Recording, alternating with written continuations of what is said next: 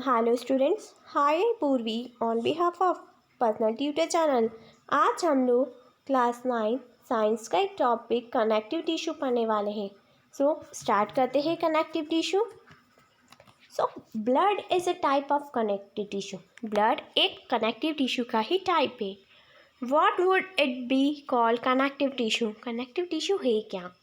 So a clue is provided in the introduction of this chapter.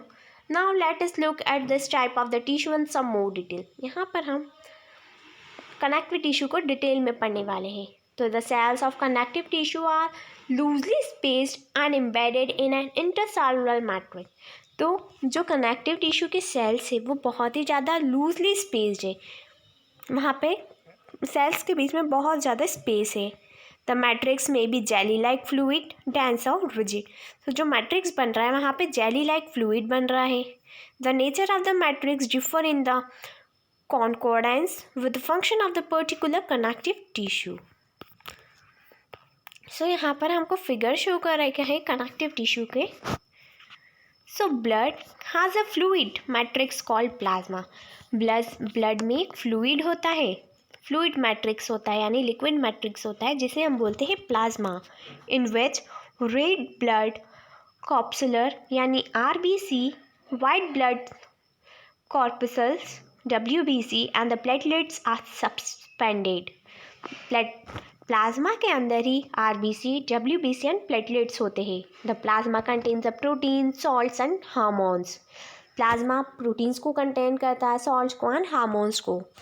Blood flow and transport the gases, digest the food, hormones and the waste material to the different parts of the body.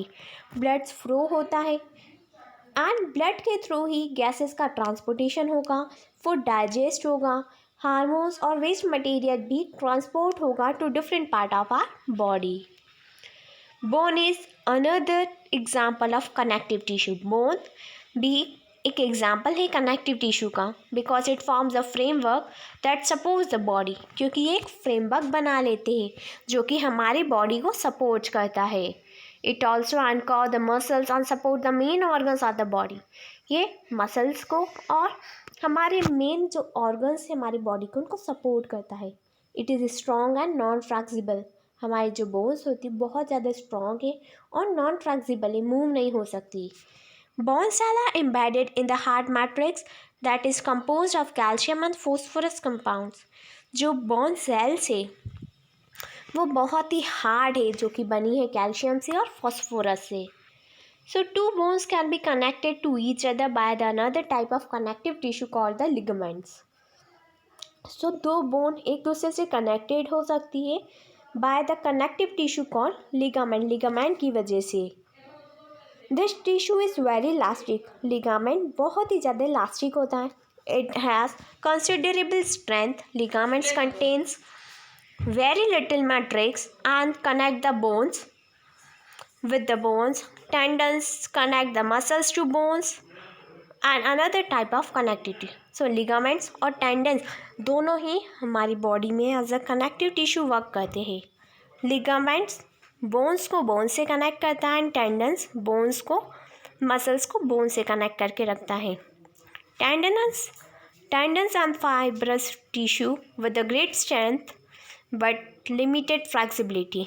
Tendons एक fibrous tissue है जिसकी strength तो बहुत होती है but ये flexibility बहुत limited show करता है।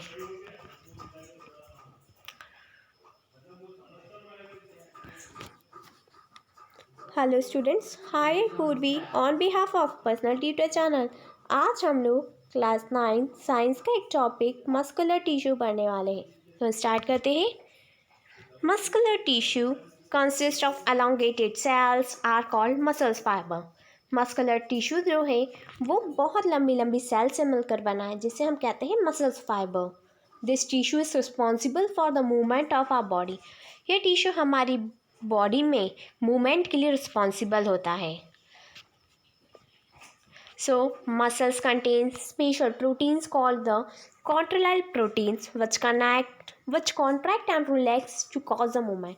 मसल्स जो है उसमें एक स्पेशल प्रोटीन होता है जिसे हम बोलते हैं कॉन्ट्रैक्टाइल प्रोटीन, जिसकी वजह से हमारी बॉडी में मूवमेंट होगा, कॉन्ट्रैक्शन और रिलैक्सेशन। सो यहाँ पर हमको different type of muscles show कर रखी है। ये आपको डायग्राम बहुत अच्छे से प्रिपेयर करना है। यहाँ टाइप्स ऑफ मसल्स फाइबर है, जैसे कि first is striated muscle, second is smooth muscles and third is cardiac muscle. So we can move some muscles by conscious will. कुछ मसल्स ऐसी होती है जो हम हमारे अकॉर्डिंगली हम उसको मूव कर सकते हैं, जैसे कि हाथ हिलाना, पाँव हिलाना। Muscles present in our lips move when we want them to and stop when we do decide. सो मसल्स में मूवमेंट कब होगा? जब हम चाहेंगे कि वो मूव करे, और तभी स्टॉप हो जाएगी जब हम चाहेंगे कि वो ना यूज़ हो। Such muscles are called voluntary muscles. उन मसल्स को हम बोलते हैं वॉलेंट्री मसल्स। यानी अगर हम शॉर्ट में बोले, वॉलेंट्री मसल्स वो जिन पर हम ह्यूमंस का कंट्रोल रहता है, जो हमारे हिसाब से चलती है। This muscles are also called the skeletal muscles as they are mostly attached to the bones and help in the body movement. So in muscles को हम skeletal muscles भी बोलते हैं क्योंकि ये बोन से अटैच रहती है। Under the microscope, this muscle shows alternated dark and light bands or streaks when seen appropriately. As a result, they are called striated muscles. The cells of this tissue are long, cylindrical, unbranched, and the multinucleate. तो ये जो cell है striated muscles है, क्योंकि ये इसकी position, इसका जो हम देखेंगे माइक्रोस्कोप में तो ये डार्क और लाइट बैंड शो करेंगे। So the movement of food in the alimentary canal और the contraction and the relaxation of the blood vessels are involuntary muscle. So जो मूवमेंट हो रहा फूड का एलिमेंट्री कैनाल में, यानी फूड पाइप में, blood vessels का रिलैक्सेशन, कॉन्ट्रैक्शन हो रहा है, ये सब इनवॉलेंट्री मूवमेंट्स हैं जो कि हमारे कंट्रोल में नहीं है। We can not really start them, stop them simply by wanting to do so. हम ना ही इनको स्टॉप कर सकते, ना ही इनको स्टार्ट कर सकते हमारे विल के अकॉर्डिंग। स्मूथ मसल्स और the involuntary muscles control such movement. So smooth muscles और इनवॉलेंट्री मसल्स ही इन मूवमेंट्स को कंट्रोल करते हैं। They are also found in the iris of the eyes. ये हमारी इरीज, आइज में जो इरीज होती है उसमें पाई जाती है। Uterus and the bronchi of the lungs. The cells are long with a pointed end and uninucleate. They are also called unstriated muscles. Why would they call that? इन्हें unstriated muscles क्यों बोलते हैं? The muscles of the heart show the rhythmic contraction and the relaxation throughout the life. सो जो muscles हमारे heart में होती है, हमारी लाइफ टाइम तक उसमें रिलैक्सेशन होता है, कॉन्ट्रैक्शन होता है, रिदम साउंड करता है। This involuntary muscles are called the cardiac muscle. तो जो मसल्स हमारे हार्ट में होती है वो भी हमारे कंट्रोल में नहीं होती है, तो उस टाइप की मसल्स को हम बोलते हैं cardiac muscles. Heart muscle cells are cylindrical, branched and uninucleate. तो जो हार्ट मसल सेल है वो सिलेंडर शेप में रहेगी, ब्रांच रहेगी और यूनिन्यूक्लिएट। हेलो बच्चों, मुझे लगता है कि आपको ये वीडियो अच्छी लगे।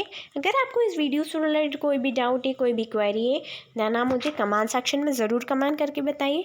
और अगर आपको किसी दूसरे टॉपिक से रिलेटेड कोई वीडियो चाहिए तो वो भी मुझे कमेंट सेक्शन में कमेंट करके बताएं। Thank you, have a nice day.